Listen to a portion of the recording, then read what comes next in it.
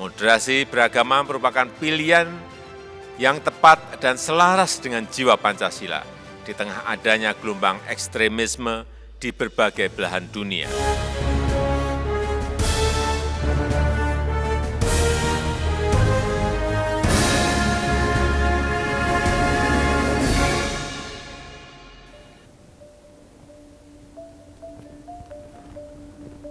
Assalamualaikum warahmatullahi wabarakatuh.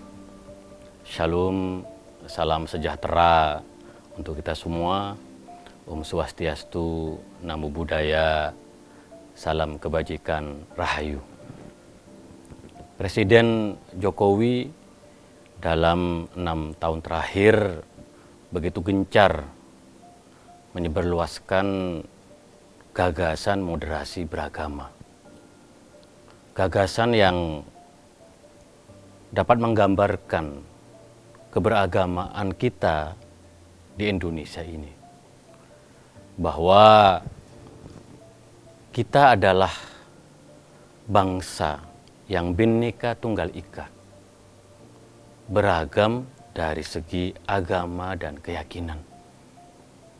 Ada Islam, ada Kristen, Katolik, Buddha, Hindu, Konghucu, dan keyakinan-keyakinan agama Nusantara, agama lokal yang tumbuh subur di negeri ini.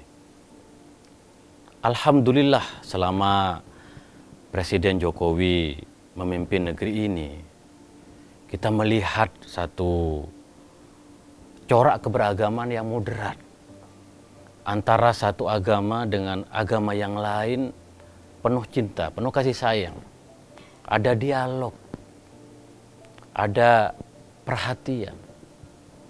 Ini tidak lain dan tidak bukan karena budaya Indonesia adalah budaya yang adiluhung, budaya yang moderat, budaya yang antara kita ada perjumpaan hati kita bertemu. Dan ini bisa kita lihat bagaimana Bung Karno menggambarkan dalam pidato 1 Juni 1945, yaitu ketuhanan yang berkebudayaan. Bahwa memang watak umat agama-agama negeri ini adalah watak yang digambarkan oleh Bung Karno, yaitu saling menghormati, tabadulul ihtiram. Bahwa gereja dan masjid berdampingan. Kalau kita lihat di Istiqlal dan katedral, itu bagaimana ketika azan asar berkumandang, Allahu Akbar, Allahu Akbar. Lalu kemudian kita mendengarkan ada lonceng di gereja yang berbunyi, teng, teng, teng. Itulah ekspresi moderasi beragama kita, bahwa iya kita berbeda agama satu dengan yang lain, tetapi kita mampu berdialog, mampu bersaudara, mampu bersahabat, mampu bertetangga. Itulah Indonesia, itulah Pancasila kita. Maka Presiden Jokowi dalam 6 tahun terakhir ini begitu gencar menjaga supaya harmoni di antara umat beragama terjaga. Ada teposoliro. Dan disinilah kemudian Bung Karno mengatakan bahwa ketuhanan yang berkebudayaan adalah ketuhanan yang saling menghormati. Tabadulul ihtiram. Dan ketika sudah ada sikap saling menghormati, maka akan ada saling menghargai. Ada value and celebration. Merayakan kebinekaan. Semua umat agama-agama duduk bersama untuk memecahkan masalah negeri ini. Inilah moderasi beragama ala Presiden Jokowi, moderasi beragama ala Indonesia. Karena kita tidak ingin bahwa kebinekaan yang ada di negeri ini justru membawa kita kepada jurang kehancuran. Kita ingin kebinekaan di negeri ini membawa kita kepada kejayaan dan kemajuan. Maka oleh karena itu tidak boleh ada sikap fanatis berlebihan, tidak boleh ada sikap egois. Dan kekuatan kita sebagai bangsa adalah Pancasila. Di dalam Pancasila ada semangat ketuhanan, tetapi kemudian ekspresinya kemanusiaan. Maka sesungguhnya seperti yang dikatakan oleh Imam Ali bin Abi Thalib, "An-nasu simfani, imma akhun laka fid din, au nadirun laka fil khulq." Manusia itu ada dua macam. Yang pertama, bahwa kita mungkin saudara seagama. Saya Muslim, Nahdlatul Ulama, punya saudara dari Muhammadiyah, Al-Wasliyah, Persis, dan lain-lain. Maka kita bersaudara sesama agama. Tetapi kata Imam Ali, "Au nadirun laka fil khalq," bahwa kita juga bersaudara sesama ciptaan manusia, sesama keturunan Adam. Di dalam alam Pancasila, Presiden Jokowi mengajak kepada kita bagaimana kita memanusiakan manusia. Sesungguhnya kita ini semua adalah manusia Indonesia. Maka ada ukhuwah Islamiyah, persaudaraan sama Muslim, tetapi juga ada ukhuwah wataniyah, persaudaraan sebagai warga bangsa. Allah telah memberikan Indonesia dengan nikmat dan rahmat yang luar biasa. Tugas kita adalah bagaimana menjadikan Indonesia sebagai negara yang sejahtera, negara yang adil, negara yang damai. Maka moderasi beragama harus terus digelorakan.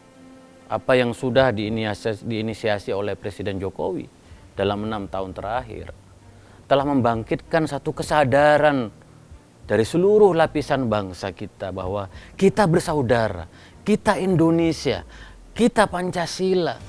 Tetapi lebih dari itu, kata Imam Ali bin Abi Thalib, kita adalah manusia, ciptaan Allah. Yang di dalam Al-Quran disebut kita adalah khalifah. Bahwa kita adalah makhluk yang paling mulia di muka bumi ini. Nah, moderasi beragama meniscayakan bahwa kita harus menjaga harmoni secara terus-menerus. Memang kita dihadapkan pada tantangan yang tidak mudah. Ada ekstremisme, bahkan ada radikalisme, ada intoleransi, ada kekerasan. Ini tantangan yang kita hadapi bersama-sama akibat penetrasi dari budaya luar yang begitu cepat masuk ke negeri ini, terutama melalui media sosial. Ada kelompok yang mendebarkan kebencian, ada kelompok yang mengajak orang pada kekerasan.